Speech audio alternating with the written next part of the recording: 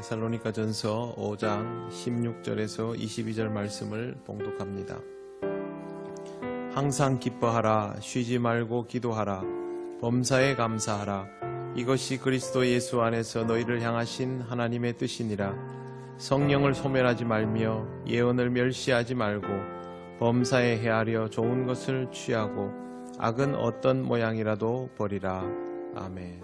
네, 오래전에 경상도 사람이 개그 프로그램에 나와서 개그 하다가 사람들이 반응이 없으면 이렇게 말한 적이 있습니다. 좀 웃어요. 이렇게 한 적이 있습니다.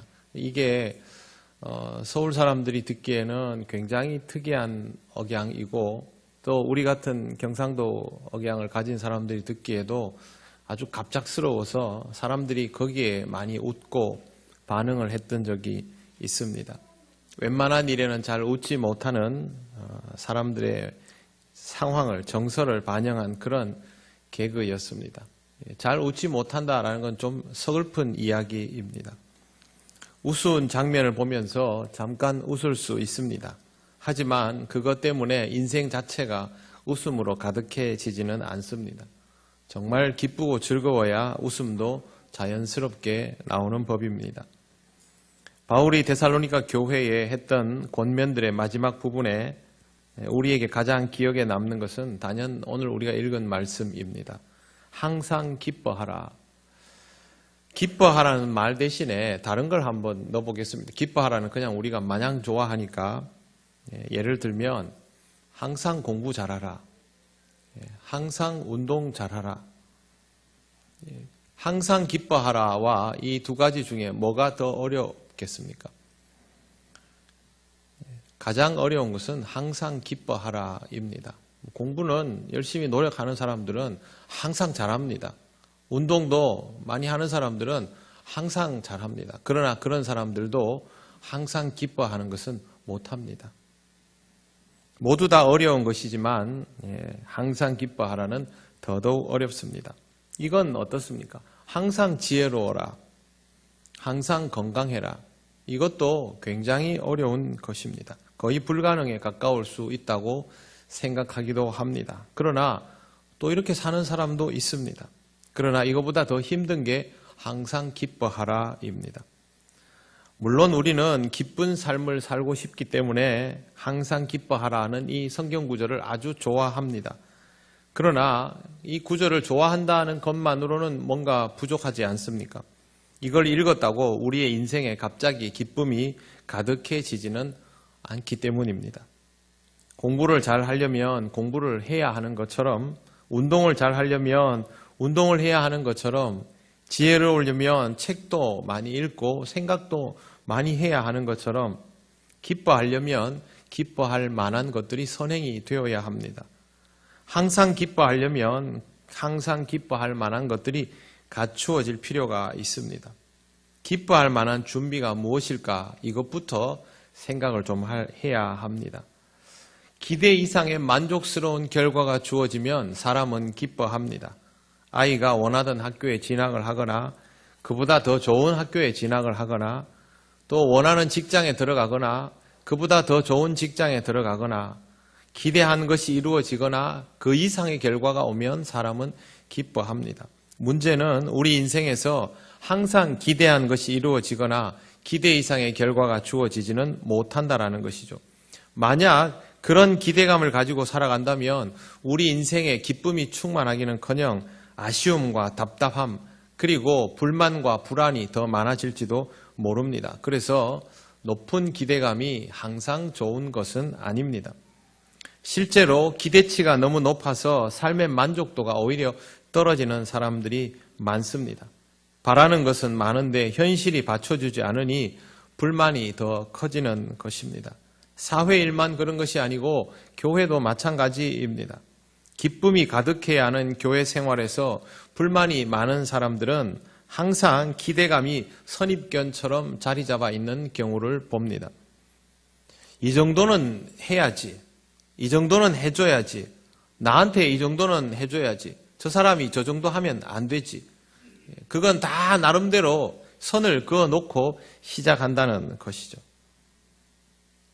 다른 사람의 속내를 알 수 없는 우리가 서로를 만약에 그런 마음으로, 그런 기대감으로 바라보려 든다면 우리들 사이에 남아있는 것은 갈등밖에 없을 겁니다. 내가 아무리 노력해도, 내가 아무리 높은 지위에 있어도, 어떤 권위를 가지려고 해도 타인은 내 기대감에 온전히 부응할 수가 없습니다. 나도 다른 사람에게 그렇게 부응할 수가 없습니다. 그러니 이런 기대감은 감사의 조건이 아니라 불만의 전주곡이 될 수 있습니다. 교회 생활에서 아주 주의해야 할 부분임에도 불구하고 이것들에 대해서 잘 가르쳐지지도 않고 함께 고민하지도 않으므로 실족하는 일들이 아주 많습니다.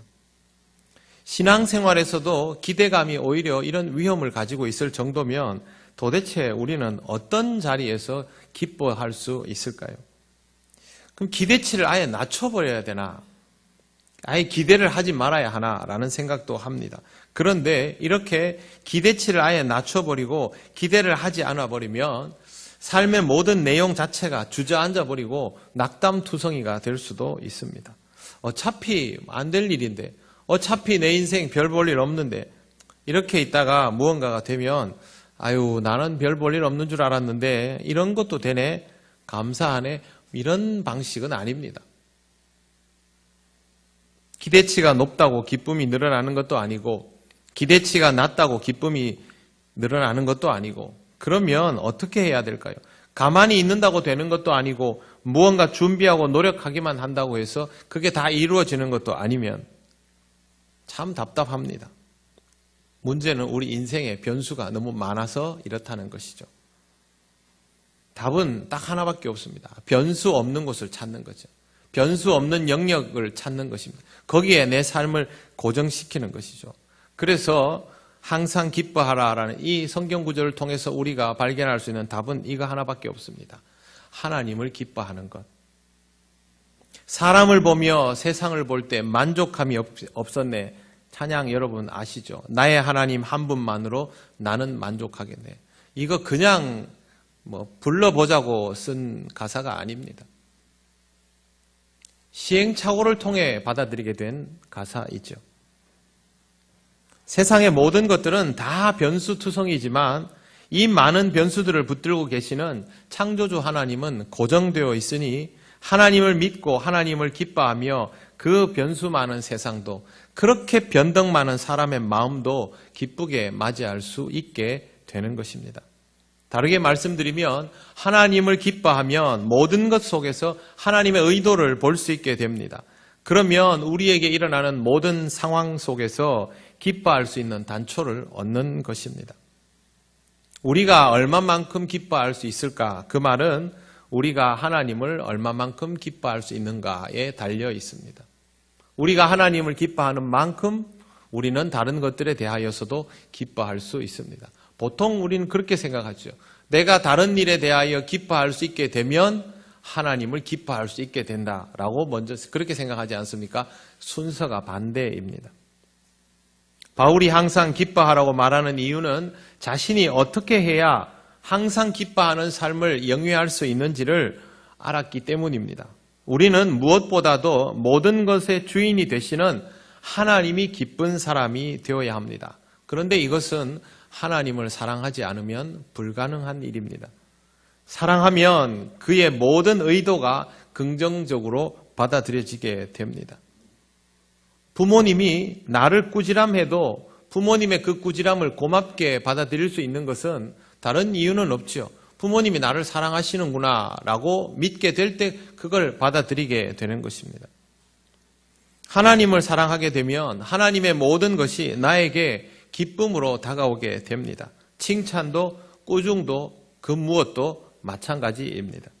그러니 항상 기뻐하라는 결국 하나님을 기뻐하라는 말입니다.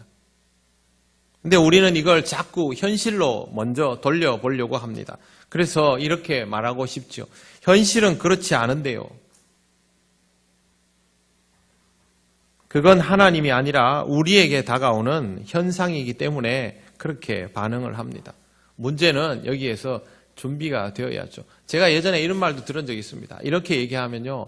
목사님은 아직 세상을 잘 모르시네요. 세상이 어떤 곳인데 그렇게 저한테 얘기하는 분들도 있었습니다. 누구의 인생이 편하고 누구의 인생이 쉽겠습니까? 하나님이 그 사람의 무게만큼의 인생을 다 주시기 때문에 세상에 쉽고 편한 인생이란 존재하지 않습니다. 그 인생을 주시는 하나님의 의도를 아는 것이 더 중요하고 거기에 맞춰 준비가 되어야 합니다. 요즘 비박이 유행입니다. 저는 처음에 비박이 밖에 나가서 잠 안 자는 건 줄 알았는데요. 제가 잘 몰라서 그렇습니다. 비박은 스페인어입니다.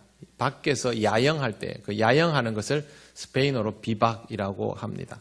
보통 한 사람이 아주 작은 배낭에다가 하루를 지날 수 있는 작은 여러 가지 물건들을 챙겨가서 밖에서 타프이죠. 타프가 일본 말이더라고요. 방수천입니다. 방수천 하나 가지고 나뭇가지 사이에다가 방수천 로프로 하나 묶어놓고 그 밑에 천으로 이렇게 가려놓고 그러면서 밑에서 막 이렇게 하루를 보내는 그게 보통 이제 젊은이들 사이에서 많이 유행하는 비박입니다. 산이 좋아서 산에 갔는데 갑자기 비가 막 쏟아집니다. 그래서 비를 맞게 생겼습니다. 보통 사람들은 이런 상황이 되면요, 아, 이번 여행 망쳤다 이렇게 나옵니다. 그런데 이런 비박에 익숙한 사람들은 이런 상황이 되면 얼른 타프를 치고 옆에 물기를 낸 다음에 거기에 앉아가지고 불을 딱 피워놓고 그렇게 쏟아지는 비 속에서 방수천 아래에서 커피 한 잔을 마십니다. 더 여유 있는 사람은 거기에 핸드드립 드리퍼 가지고 갈아서 마시기도 합니다. 그 사람은 비가 오기 때문에 이 상황이 더 좋은 겁니다. 똑같은 비를 맞는데 준비가 되어 있는 사람, 숙련가인 사람, 그렇지 않은 사람의 태도는 완전히 달라지게 됩니다. 이런 준비된 자의 만족감, 저는 하나님을 통하여 우리가 얻을 수 있는 만족감이라고 생각합니다. 하나님이 주시는 모든 상황은 하나님으로 인하여 준비된 사람에게는 그런 상황이 드라마틱할수록 어렵고 힘든 조건이 많을수록 오히려 만족감, 더 나아가서는 쾌감을 누릴 수 있는 조건이 됩니다. 내가 이런 상황에서도 동요되지 않고 여유를 즐길 수 있는 사람이 되었구나.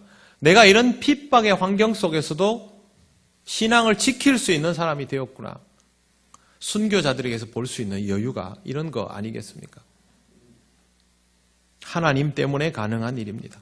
이런 사람은 집에서도 편히 자고 산에서도 편히 자고 물가에서도 편히 자고 더운 날도 편히 자고 추운 날도 잘도 잡니다. 준비되어 있기 때문에. 항상 편히 자는 것이죠. 항상이라는 말은 참 어려운 말입니다만 그러나 하나님으로 인하여 준비된 자는 항상 기뻐할 수 있습니다. 너는 행복하게 살아라. 명령이죠. 그러면 네, 행복해요 라고 대답하는 것이 아니라 정말 행복하게 살아야 합니다. 행복할 수 있는 조건들을 우리의 삶 속에 하나씩 늘려가고 가능성들을 높여서 하나님이 우리에게 주시는 복을 놓치지 않고 움켜잡을 수 있어야 합니다. 너는 항상 기쁘게 살아라. 이것도 명령이죠. 그러면 저는 기뻐요 라고 말만 할 것이 아니라 이렇게 대답을 할 수 있을 만큼 기쁘게 살아야 합니다. 내 삶을 그렇게 영위할 수 있어야 합니다. 기쁘게 살 수 있는 조건을 내 안에 하나씩 채워나가는 그것 또한 기쁨입니다. 기쁘지 않은데 기쁘다고 하면 거짓말이 될 뿐만 아니라 속으로 병이 됩니다. 자신을 속이고 타인을 속이며 사는 삶은 참 힘들고 슬픈 것입니다. 그렇게 하지 말고 정말로 하나님이 기쁜 사람이 되어야 합니다. 그거 외에는 답이 없습니다. 하나님이 기쁜 사람, 주님만으로 충분한 사람, 성경에 나와 있는 사람들 다 이런 사람들입니다. 다른 것들을 포기해도 만족스럽고 행복한 인생을 살았던 바울 같은 사람, 죽음의 순간에서도 하나님을 찬양할 수 있었던 스데반 같은 인물들은 다 이런 부류입니다. 인생의 진짜 행복은 자기 구현에 의해서 평가되는데 하나님을 사랑하는 사람은 이런 자기 구현이 되는 것입니다. 결국 우리에게 답은 하나님밖에 없습니다. 쉬지 말고 기도하라는 무슨 뜻일까요? 계속 기도만 하라. 그건 아닐 겁니다. 두 가지가 먼저 채워져야 합니다. 첫째, 내 인생에 무엇이 갈급한지를 알아야 합니다. 둘째, 하나님에 대한 신뢰와 의존의 마음이 있어야 합니다. 기도를 해야지라고 해서 기도가 되는 것이 아닙니다. 기도해야지라고 해서 기도실에 앉아 있으면 저절로 기도가 됩니까? 우리 아이들 학교에 공부해 그러고 학교 보내놓으면 애들이 알아서 공부를 합니까? 그렇지 않습니다. 책을 펴놔도 안 하면 안 하는 것이죠. 공부가 하고 싶어야 할 수 있는 것처럼 공부를 해야만 공부가 되는 것처럼 기도도 해야 기도가 됩니다. 제가 그래서 여러분들에게 오랜 시간 기도하는 것도 중요한 훈련이지만 1분을 하더라도 하나님에게 몰두할 수 있는 것이 더 중요하다라고 말씀드린 이유가 여기에 있습니다. 하나님께 몰두하지 못하면 오랜 시간의 기도는 습관이 될 수 있습니다. 신앙은 그것만으로는 불가능합니다. 쉬지 말고 기도하라는 것의 출발점은 기도할 마음이 생기는 것, 그런 마음을 가지는 것이 우선입니다. 마음은 내 것이죠. 그래서 다른 누군가가 어떻게 할 수가 없습니다. 나 안에 생겨야 합니다. 하나님도 자극을 주시고 감동을 주시지만 그 이상은 그 다음은 우리가 해야 합니다. 스스로 기도에 관한 마음을 가져야 합니다. 그리고 우리 모두의 인생은 이런 마음을 가져야 할 이유가 충분합니다. 여러분 사는 게 막 편하십니까? 마음먹은 대로 다 되십니까? 예상한 대로 전부 됩니까? 세상에 그런 사람 한 명도 없습니다. 그래서 우리는 기도할 이유가 이미 충분한 사람입니다. 무엇보다도 나는 기도자이다. 이런 마음을 가지시고 나에게 무엇이 필요한가? 정말 나에게 그것이 필요한가? 하나님은 나에게 무엇을 주실 것인가? 이런 것들을 늘 생각을 하시기를 바랍니다. 눈 뜨고만 살려고 하니까 사람이 생각을 못합니다. 눈을 감아야 사람이 생각을 더 잘하게 됩니다. 여러분 자려고 누우면 잠이 막 금방 잘 옵니까? 육체 노동으로 하루가 피곤한 분들은 누우면 잠이 옵니다. 그러나 현대인들 중에 다수는 그렇지 않죠. 그래서 많은 사람들이 잠자리에 들기 전에 오만 생각을 다 하고 하다 안 되면 핸드폰을 보면서 뭐라도 끄적거리다가 잠이 들죠. 내 눈앞에 뭔가가 분주하게 지나가면 생각을 못합니다, 사람이. 그때는 눈을 감고 생각을 하시고 그 생각을 하나님께로 향하게 하십시오. 그러면 그것은 자연스럽게 하나님을 향한 기도로 이어지게 됩니다. 범사에 감사하라. 이것도 항상 기뻐하라와 같은 맥락입니다. 모든 일에 감사한다라는 것은 결국 모든 상황에 대하여 감사한다라는 말이기도 합니다. 그러려면 두 가지가 맞아야 합니다. 감사할 일이 많든지 내가 무엇이든 감사할 수 있는 상태가 되든지. 감사할 일이 아무리 많아도 모든 것이 다 감사할 수 있겠습니까? 중요한 건 내 상태이지요. 모든 것이 감사하려면 내 인생에 당연한 것이 하나도 없어야 됩니다. 당연해지면 감사가 없어집니다. 매일매일 살아있는 것 당연합니까? 그럼 감사하지 않습니다. 매일 아침에 밥 먹는 것 당연합니까? 그것도 감사하지 않습니다. 매일매일 시험 칠 때마다 1등 하는 아이 당연하지? 감사하지 않습니다. 우리가 이 교회에서 하나님이 주시는 직분을 가지고 살아가는 것 당연합니까? 그럼 감사하지 않습니다. 감사를 모릅니다. 내가 이곳에서 다른 사람들로부터 대우받고 존중받는 것 당연합니까? 그러면 감사를 모릅니다. 생명이 위독한 사람에게는 살아있다는 것 자체가 감사하고 걷는데 장애가 있는 사람은 그 사람의 손이 무언가를 잡을 수 있어서 버틸 수 일어설 수 있으면 그것도 감사한 일이고요. 허리 다쳐보신 분들 바지 입는 게 얼마나 힘든지 잘 아시죠? 허리 안 아파본 사람은 그 아프면 얼마나 힘든지 잘 모릅니다. 근데 저도 가끔씩 허리를 삐끗하는 경우가 있지만 평소에는 당연하다고 생각합니다. 이렇게 걷는 게 당연하죠. 여러분, 로봇이 달리기를 하는데 얼마나 많은 과학기술이 필요한 줄 아십니까? 그렇게 해서 만들어 놓은 로봇이 달리면요, 띠뚱띠뚱거리면서 겨우 달립니다. 근데 우리는 어떻습니까?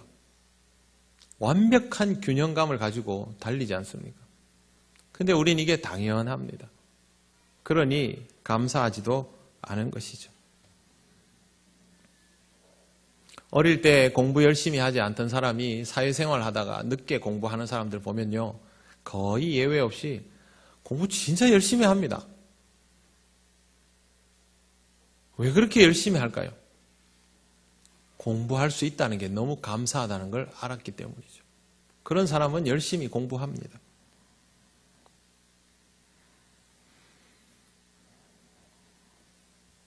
감사를 모르면 문제가 커집니다. 우리 아이가 1등을 못해서 감사하지 못하고, 출세를 못해서 감사하지 못하고, 마음에 드는 혼처가 안 와서 감사하지 못하고, 입후보 했는데 당선되지 못해서 감사하지 못하고, 승부에 져서 감사하지 못하고, 내가 원하는 대로 안 되니 감사하지 못하고, 이러면 우리 인생에 감사할 거 하나도 없습니다. 이런 것들을 고치지 않으면 우리의 삶의 감사는 쥐꼬리만큼 뿐이게 됩니다. 바울은 이렇게 살면 안 된다라고 분명히 말해주고 있습니다. 오늘 말씀이 하나님의 명령인 것을 인정한다면 우리는 제일 먼저 우리 인생에 어느 하나도 당연한 것이 없다는 것을 인정하는 것에서부터 시작해야 합니다. 어느 하나 당연한 것이 없는 인생은 아무것도 없는 인생이 아닙니까? 그렇게 생각할 수도 있습니다. 사람들은 그렇게 생각합니다. 그러나 우리에게는 하나님이 계시지 않습니까? 우리를 사랑하시는 하나님은 항상 우리에게 좋은 것을 주십니다. 여러분이 마음에 들어하지 않는 현실이 정말 나쁜 것일까? 여러분이 불편해하는 사람이 정말 나쁜 사람일까를 생각해 보십시오. 하나님이 나 고생하라고 이렇게 하신 것일까? 그렇지 않습니다. 그렇다면 이런 것들을 용납하지 못하는 나 자신을 바꾸어 나가야 합니다. 1m 앞에 현실을 받아들이지 못하면서 10m 뒤에 있는 것들을 미리 받아들일 수 있습니까? 불가능합니다.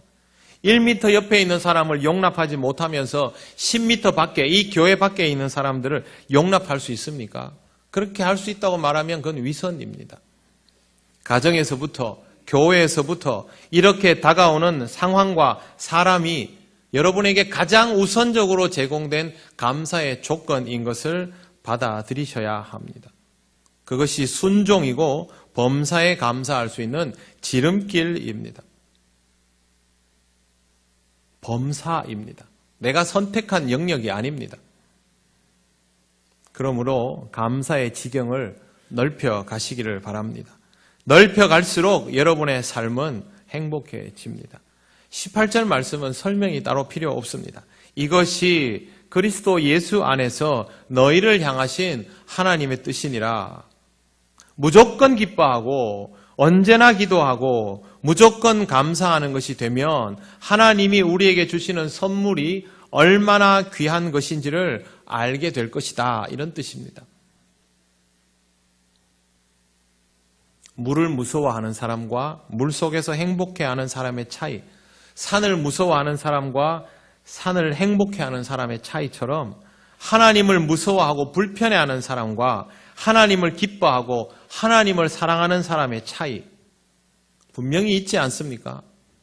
우리는 이 차이를 명확히 알고 여기에서 선한 것을 택할 수 있어야 합니다.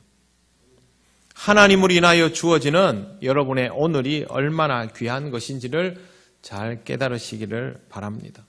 하나님을 기뻐하면, 하나님을 갈망하면, 하나님을 기대하면 여러분의 삶은 이미 항상 기뻐하는 삶입니다. 그리고 언제나 기도하는 삶이며 모든 것에 감사할 준비가 되어 있는 삶입니다. 이 의미를 깨닫는 여러분 되시기를 바랍니다. 세상에서 제일 출세한 사람이라고 제일 감사하고 행복하지 않습니다. 세상에서 제일 성공한 사람이라고 그 사람이 제일 기쁨이 많고 감사하지 않습니다. 부유한 사람은 말할 것도 없고요. 결국에는 하나님께서 주신 우리 내면의 문제에서부터 비롯됩니다. 여러분 이 의미를 잘 깨달으시고 여러분의 인생의 모든 순간들이 소중해지고 버릴 것이 하나도 없고 절망할 이유도 없음을 발견하게 되시기를 바랍니다.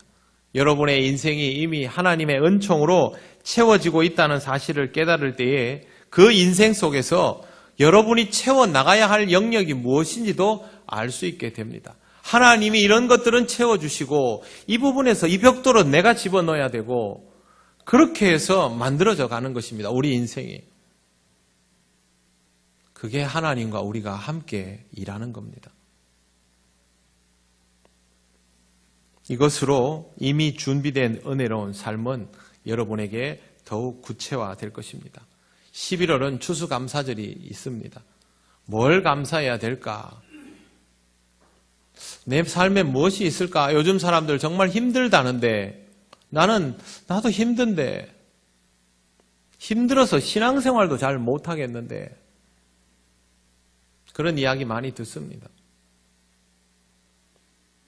신앙생활은 힘들 때 써먹으라고 하는 겁니다. 그래야 우리 인생의 의미를 다시 볼 수 있습니다. 이 11월을 통하여 하나님이 주시는 은혜를 회복하시고 하나님께 마음 다해 감사하시는 귀한 시간을 누려보시기를 바랍니다.